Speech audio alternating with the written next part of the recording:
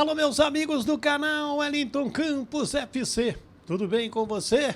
Olha, meu amigo, meu irmãozinho Gabriel Andresso. Tudo bem, Andresso? Tudo ótimo. Um abraço, ídolo, pra você e pra todo mundo ligado aí nas suas redes. E é isso aí.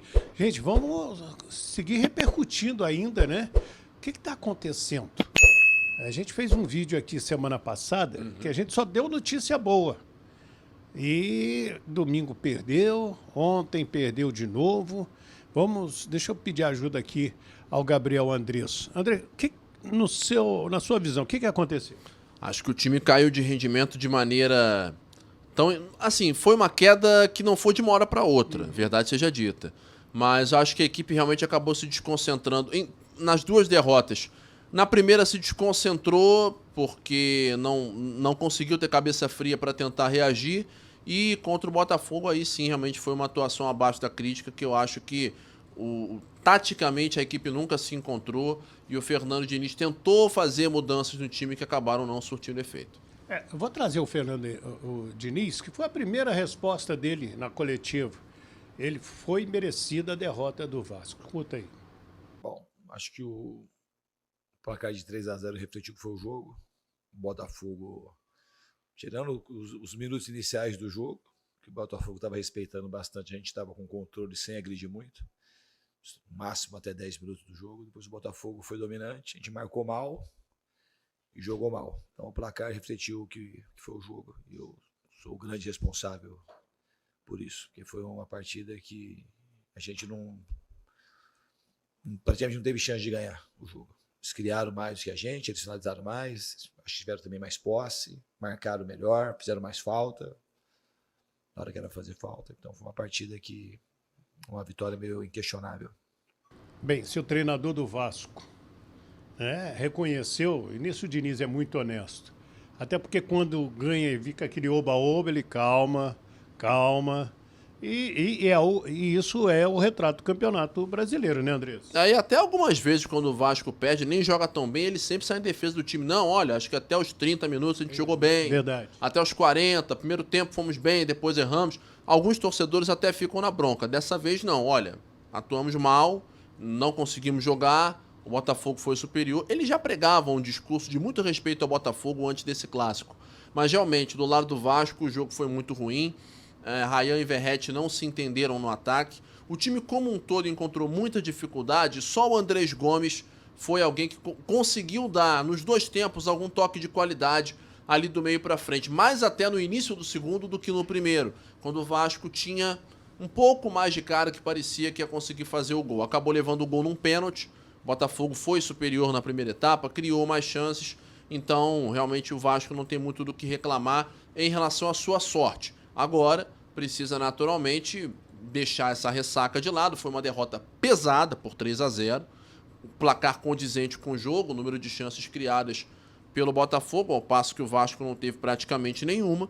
E agora tem esse jogo de sábado contra o Juventude. Mas só para não te deixar sem resposta em relação àquela pergunta que você fez para mim lá no começo, a queda do rendimento do Vasco ela vem desde o jogo do São Paulo, em que o time jogou bem o primeiro tempo, mas depois parou de jogar.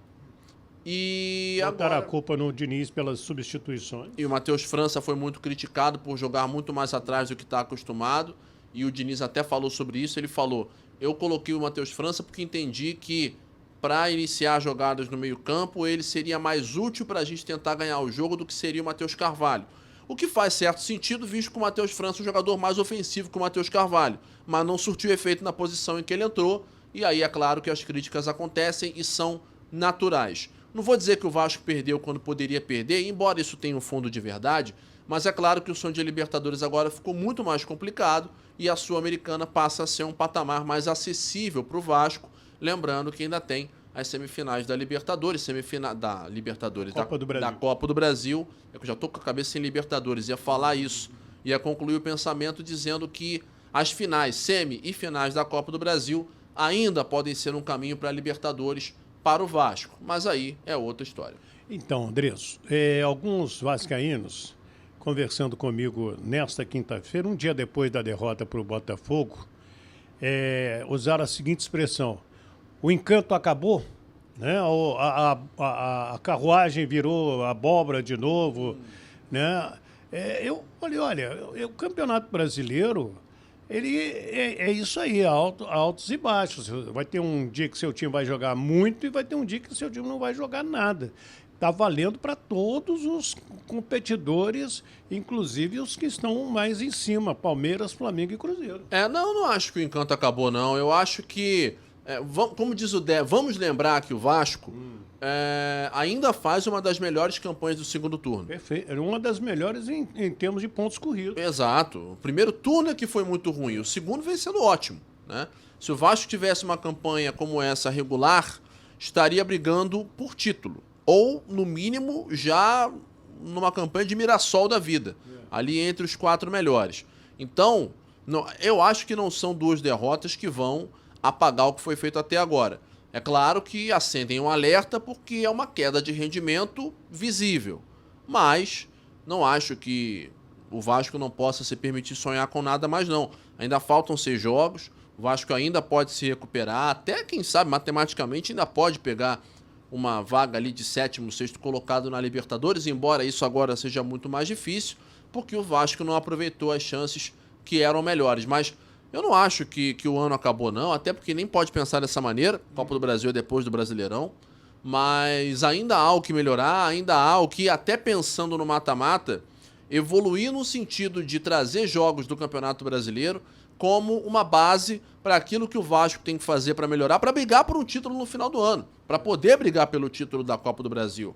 Vamos lembrar que são 2 clássicos contra o Fluminense, pode sair qualquer coisa disso, e depois 2 jogos contra Cruzeiro ou Corinthians, são só 2 partidas, uma em casa, a decisiva, inclusive, no Maracanã, dia 21 de dezembro. Então, a ideia agora, pelo menos eu entendo, na minha concepção, tem que ser o Vasco esfriar a cabeça, corrigir os erros, acertar o time para fazer desses últimos 6 jogos um vestibular para o mata-mata da Copa do Brasil. Uma preparação para que o time chegue pronto, com bom ritmo e com boa condição de lutar pelo título. Andresso, a gente participa de alguns grupos de vascaínos, né? E eu só fico observando, não é para eu dar opinião, é para acompanhar e as opiniões, às vezes muitas informações interessantes. Eu vi uma hoje sobre os números do Paulo Henrique. Com ele em campo, o Vasco perdeu muito pouco, né? E com ele em campo, o Vasco teve um aproveitamento muito melhor. Aí vem a pergunta. Tanto o Paulo Henrique quanto o Nuno fizeram muita falta ao time do Vasco da Gama? Para mim fizeram. Acho que o Paulo Henrique, embora o Puma Rodrigues, se bem que o Puma Rodrigues talvez tenha tido seus melhores jogos na lateral esquerda, né? Verdade. Mas o Paulo Henrique, ele faz uma falta tremenda porque é um jogador que tem uma imposição física muito grande. É um jogador que do meio para frente consegue ser criativo. Ele e o Andrés Gomes juntos sempre dão trabalho para uma defesa adversária. E o Nuno Moreira é um jogador, para mim, depois que o Coutinho melhorou e o Ryan atravessou uma boa fase, talvez eles o tenham superado, mas desde que ele chegou, eu sempre tenho falado, é o jogador mais lúcido do time do Vasco. É um jogador que é um termômetro para a equipe vascaína. Regular, né? Muito regular. Ele estando bem, o time vai bem. Ele estando mal, o time não consegue jogar. Mas ele está mais bem do que mal e realmente faz muita falta porque pode fazer várias funções. Ajuda na marcação, arma jogadas, cria lances de velocidade, pode entrar em diagonal, faz uma tabela com o Piton, aparece na entrada da grande área para chutar. Quer dizer, é um jogador muito útil e que certamente faz falta. E vai ser um retorno que vai vir muito bem a calhar para o jogo contra o Juventude, assim como o Paulo Henrique. Vem cá, eu vou te fazer uma pergunta, mas eu quero tocar em 2 assuntos dos outros clubes que eu considero importantes. Primeiro, a FIFA indicando o goleiro Fábio e o Thiago Silva do Fluminense, e mais o John Ares, que está no Wolverhampton, ao The Best, os melhores do ano. É evidente que tudo isso foi puxado do Mundial de clubes, lógico. E é legal porque o Thiago tem 40, 41 anos. O Fábio, 45, 46 anos. A FIFA está vendo os atletas mais experientes com outros olhos. Essa a minha leitura está correta? Você que é um expert no futebol internacional. É bondade sua, mas eu acho que sim, eu acho que A FIFA, para começo de conversa, começa a olhar para times de fora da Europa. Também. Né? Que já é uma coisa que não acontecia. Verdade. É bem verdade que num contexto como de Copa do Mundo de clubes, isso era meio que inevitável, né? E nós mesmos achávamos que os brasileiros não iam a lugar nenhum. Claro, todo mundo falava, olha, vão cair os 4 na primeira fase. E não foi nada disso, passaram os 4, né? E o Fluminense chegando numa semifinal, enfim. Então, já começa pelo contexto da Copa do Mundo de clubes, não poder ser ignorado o fato dos clubes brasileiros terem ido muito bem, no geral, né? No futebol brasileiro ter ido bem.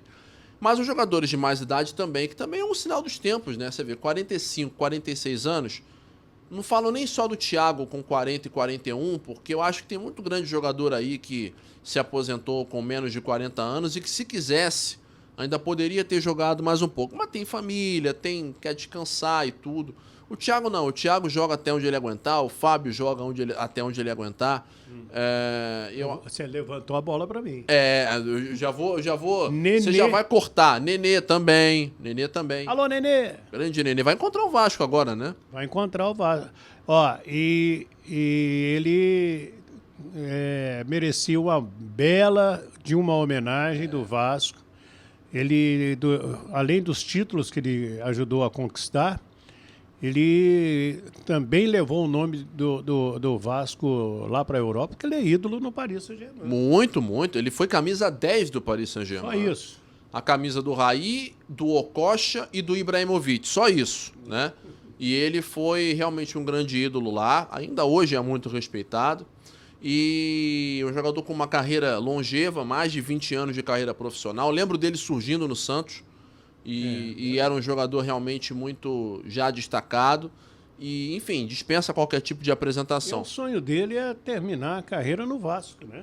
Pois é, e ainda te falo, ainda hoje o Nenê, se eu não me engano, é o segundo maior artilheiro do Vasco no século XXI. Atrás só do Romário e à frente do Verratti por poucos gols. O Verratti, se fizer mais 3 gols, empata com ele. Se fizer mais 4, ultrapassa o Nenê. Uma conta dessas, eu não me lembro bem. Mas tá nesse balaio.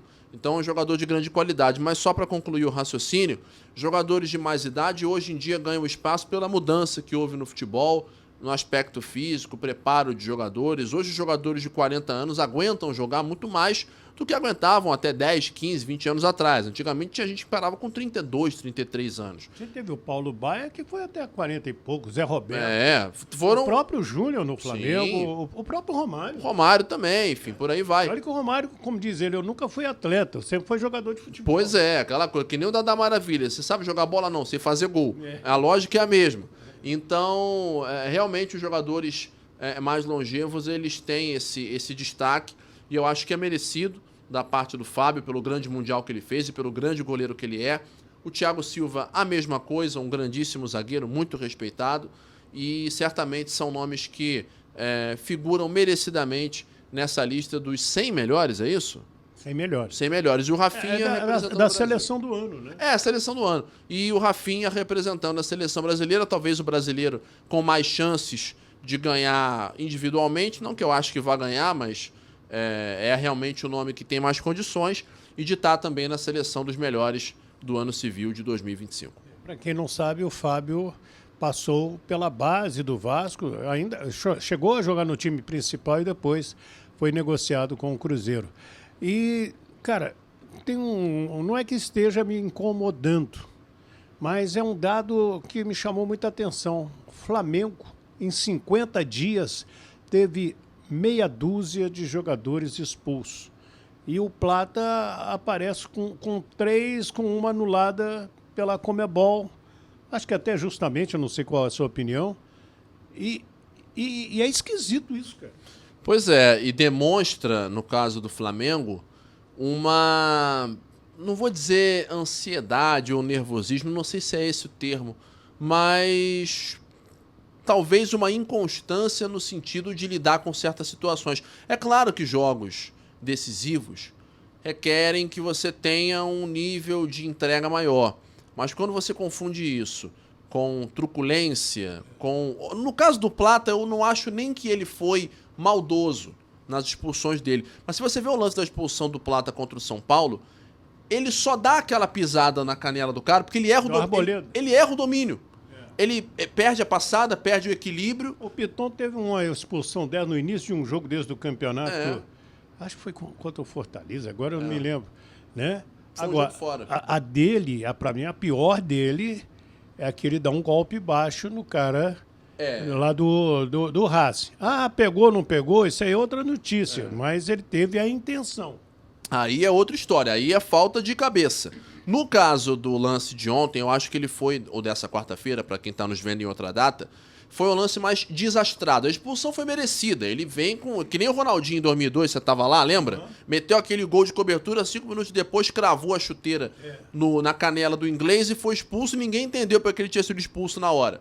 No caso do Plata foi igual, mas isso só aconteceu porque o Plata se desequilibrou sozinho na hora de dominar a bola e ela escapou. O Arboleda tomou a frente dele, ele foi lá e pranchou o compatriota, que os dois são equatorianos, né?